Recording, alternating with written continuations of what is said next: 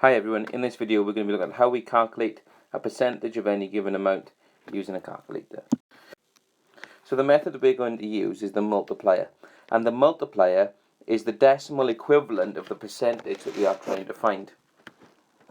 So for example, if I wanted to find 35% of a value, let's say 200, then we would do 200 multiplied by the decimal equivalent of 35%. So remember, to convert between a percentage and a decimal, we divide by 100. So 35 divided by 100 is going to give me 0.35. Everything shifts 2 places to the right in my place value system. So I would do 200 times 0.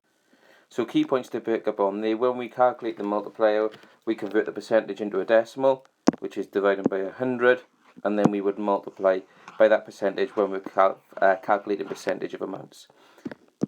So we're just going to do some practice of calculating the percentage first, so you may want to pause this video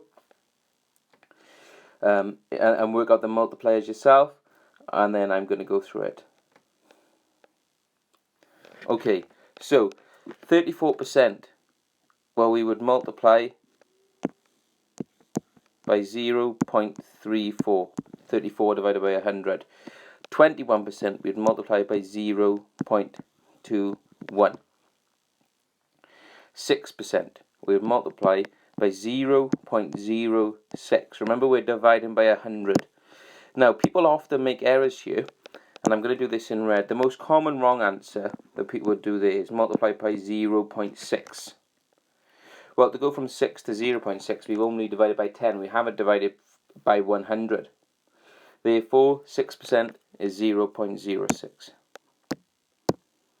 So continuing on then, 9% is 0.09.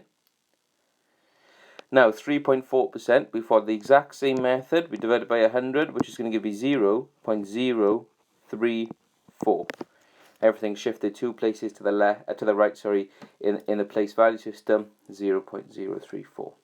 And likewise for 18.2%, we divide it by 100, so we would multiply by 0.182 if we were trying to find 18.2% of a number.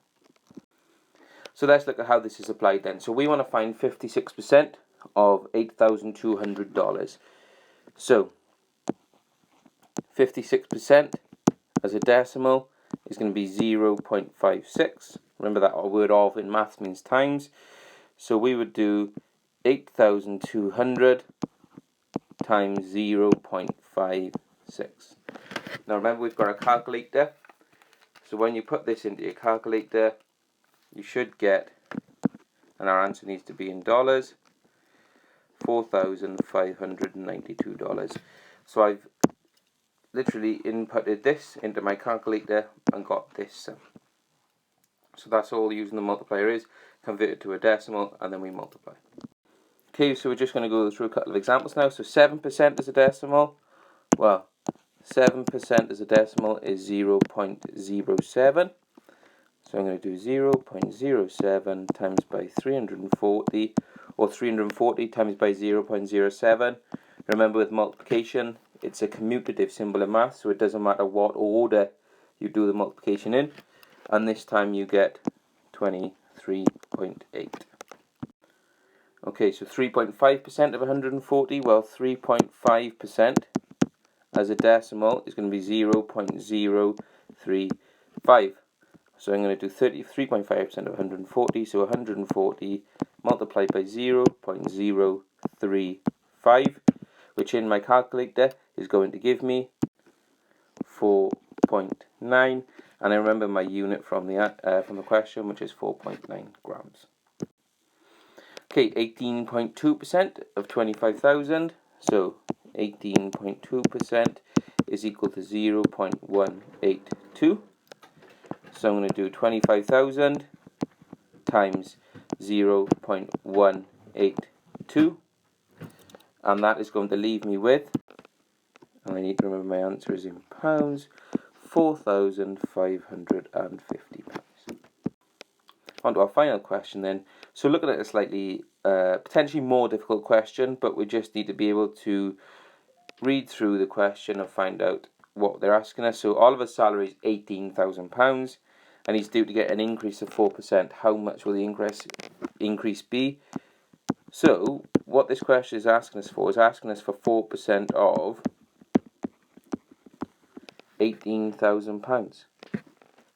So that's going to be 18,000 multiplied by 0.04 in our calculators. When we do that, we get £720. Now notice it doesn't ask us for the final salary, it just says how much will the increase be. So that 720 will be our final answer. So hopefully this video has been useful to you, but that was a short video on how you use a calculator to find percentages of amounts.